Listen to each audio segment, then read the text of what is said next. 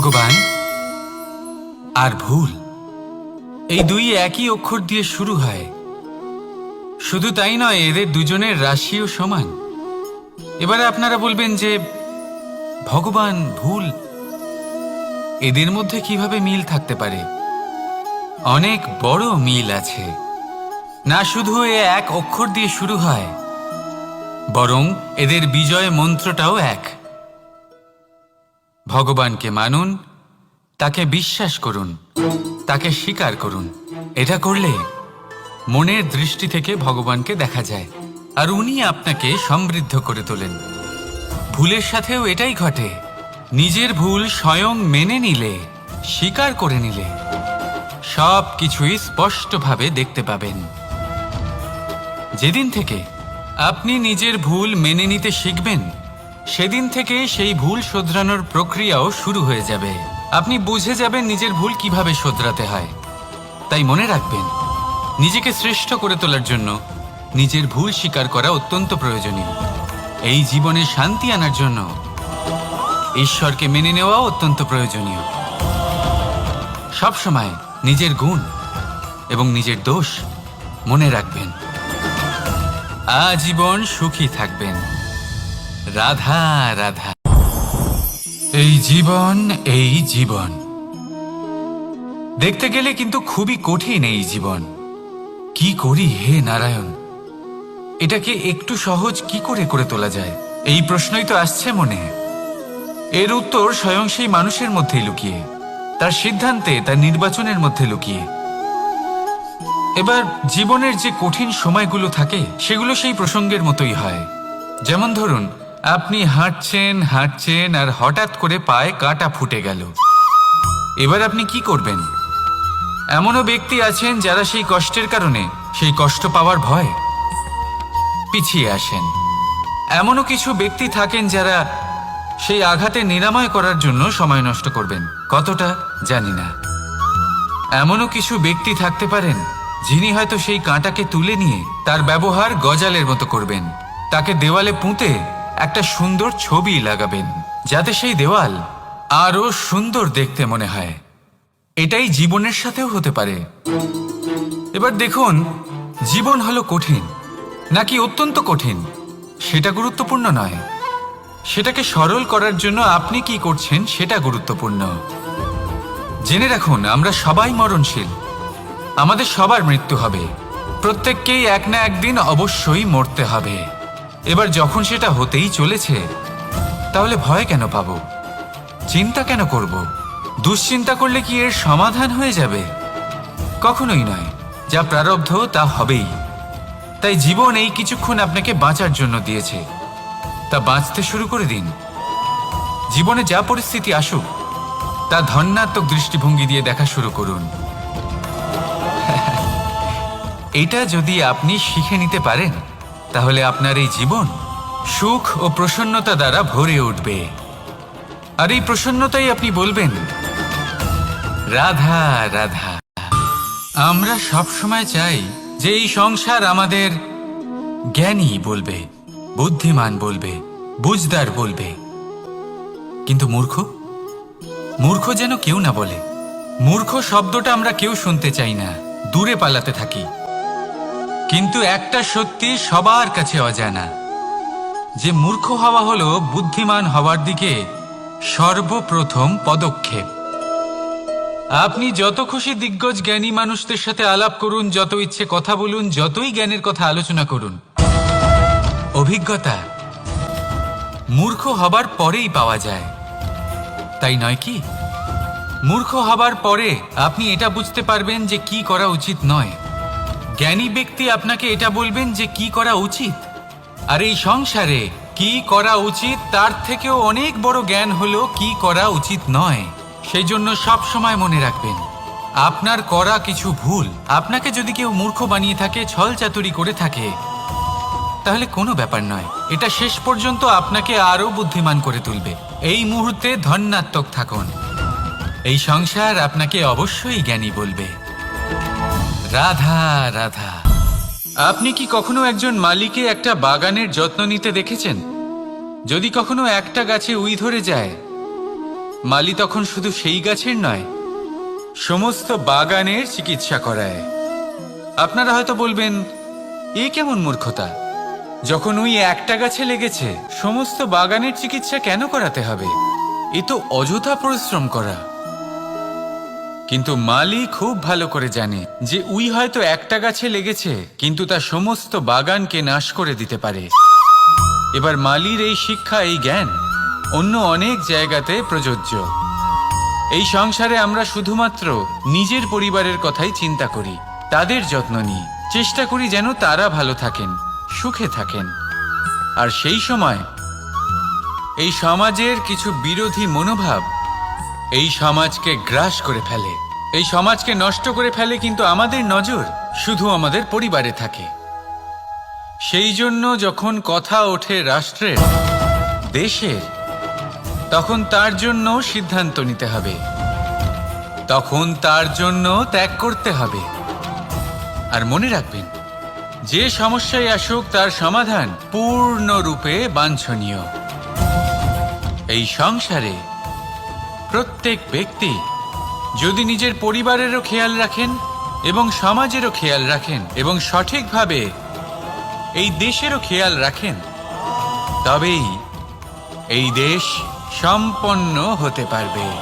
তাহলে আপনিও সেই প্রয়াস করুন আর আমার সাথে ভালোবেসে বলুন, রাধা রাধা। বৃষ্টির জল যখন মেঘের দ্বারা টিপ টিপ করে ঝরে পড়ে তখন কি ভালো লাগে, তাই না? আর এই প্রসন্নতাই আপনি বলবেন, এটা যদি আপনি শিখে নিতে পারেন তাহলে আপনার এই জীবন সুখ ও প্রসন্নতা দ্বারা ভরে উঠবে। আর এই প্রসন্নতাই আপনি বলবেন, রাধা রাধা। বৃষ্টির জল যখন মেঘের দ্বারা টিপ টিপ করে ঝরে পড়ে তখন কি ভালো লাগে, তাই না? শুধু যে এই আবহাওয়া ভালো করে তোলে তাই নয়, এই মাটিতে সমাহিত হয়ে একটা অত্যন্ত সুন্দর গন্ধ উৎপন্ন করে। এই লতা পাতা, এই বৃক্ষ এদের জীবন দান করে, এদের পুষ্ট করে তোলে, আর তার সাথে অনেক জীবের কল্যাণ করে। কিন্তু ভাবুন, যখন বজ্রপাত হয় তখন কি হয়? এই সমস্ত জলের ফোঁটা অনিয়ন্ত্রিত হয়ে যায়, একটা ভয়ানক বন্যার রূপ নিয়ে নেয়, যা শুধুমাত্র মহাবিনাশ করে। এর সারমর্ম কি? এর সারমর্ম হলো কর্ম করুন, কিন্তু তার নিয়ন্ত্রণ রেখে। যদি আপনি নিয়ন্ত্রণে না থাকেন তাহলে আপনিও জীবনরূপী এই বর্ষার পরিবর্তে ভয়ানক বন্যার রূপ ধারণ করবেন। এবার বিকাশ ঘটাবেন নাকি বিনাশ, সিদ্ধান্ত হলো আপনার। যদি বিকাশ ঘটাতে চান তাহলে নিজের কর্মের সাথে সাথে নিজের মনকেও নিয়ন্ত্রণ করতে শিখুন। এই মনকে সংযত করুন, একে নিয়ন্ত্রণে রাখুন, নিজের কর্মকে নিয়ন্ত্রণে রাখুন, ভারসাম্য বজায় রাখুন। আর আমার সাথে ভালোবেসে বলুন, রাধা রাধা। কখনো ঘোড়া আর তার ঘোড়সওয়ারিকে দেখেছেন? ঘোড়ার ডান এবং বাম দিকে যেন একটা পর্দা লাগানো থাকে। তার কারণ কি? যাতে ঘোড়া অন্য কোনো দিকে দেখতে না পায়, শুধুমাত্র সামনে দেখে আর সেই দিকেই এগোতে থাকে। বলতে গেলে এটা খুব সাধারণ ব্যাপার, কিন্তু এর পেছনে খুব বড় এক বিজ্ঞান লুকিয়ে রয়েছে। আপনি যদি জীবনে নিজের লক্ষ্যে পৌঁছতে চান তাহলে আপনাকে এদিক ওদিক তাকানো বন্ধ করতে হবে, শুধু সামনে নিজের লক্ষ্যের দিকে তাকিয়ে থাকতে হবে। তখনই জীবনে সাফল্য লাভ করবেন। ঘোড়া তো শুধুমাত্র এক পশু, তার উপরে লাগাম পরাতে হয়, চোখের ডান এবং বাম দিকে পর্দা পরিয়ে দেওয়া হয়। আপনি হলেন মানুষ, আপনাকে লাগাম কে পরাবে? কেউ না। এটা আপনাকে নিজেকেই করতে হবে। মনের গভীরে প্রবেশ করুন আর আবেগগুলিকে লাগাম পরান, তাদের নিয়ন্ত্রণ করতে শিখুন। আর নিজের দৃষ্টি সামনে, শুধু নিজের লক্ষ্যের দিকে। মনে রাখবেন, যদি আপনার দৃষ্টি শুধুমাত্র নিজের লক্ষ্যে থাকে তাহলে লক্ষ্য ভেদ অবশ্যই করবেন। যদি একাগ্রতা এদিক ওদিক চলে যায় তাহলে লক্ষ্য হারিয়ে যাবে। রাধা রাধা। কথায় বলা হয়, জীবনে ভালোবাসাই হলো সুখের মূল। এটা সত্য, এবার প্রশ্ন হলো এটাই যে এই ভালোবাসা কার সাথে করা উচিত? যদি আপনি কিছুক্ষণের জন্য সুখ পেতে চান তাহলে ভালোবাসুন নিজের রুচি মতো। যদি আপনি কিছুদিনের জন্য সুখ পেতে চান ভালোবাসুন নিজের বন্ধুদের। যদি আপনি কয়েক মাসের জন্য, কয়েক বছর বা অনেক বছরের জন্য সুখী হতে চান তাহলে ভালোবাসুন নিজের পরিবারকে, মাতা পিতা, নিজের সন্তান, স্বামী স্ত্রী, নিজের আত্মীয়দের। কিন্তু যদি আপনি চিরকালের জন্য সুখী হতে চান তাহলে ভালোবাসতে হবে শুধু নিজের কর্মগুলিকে। কারণ সম্পর্ক যেমনই হোক না কেন কখনো না কখনো ভেঙে যাবেই। এই সংসার হলো এমনই যে যাদের সঙ্গ আমরা পাই তাদের সঙ্গ একদিন ত্যাগ করতে হয়। শুধু কর্মই হলো এমন এক সঙ্গ যা কখনো আপনাকে ত্যাগ করবে না। আপনার মৃত্যুর পরেও এই কর্ম আপনাকে বাঁচিয়ে রাখবে। তাই সবসময় মনে রাখবেন, এই কর্ম ধর্ম মনে করে পালন করা উচিত। জীবনের শেষ মুহূর্ত পর্যন্ত কর্মকে ভালোবাসুন। জীবনের শেষ মুহূর্ত পর্যন্ত সুখে থাকবেন।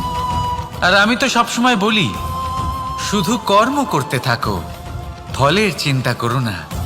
তাহলে আসুন আর আমার সাথে ভালোবেসে বলুন, রাধা রাধা।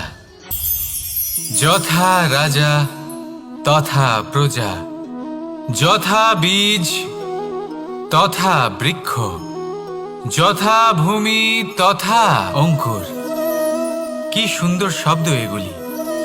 আর যতটাই সুন্দর ততটাই গভীর হলো তার অর্থ।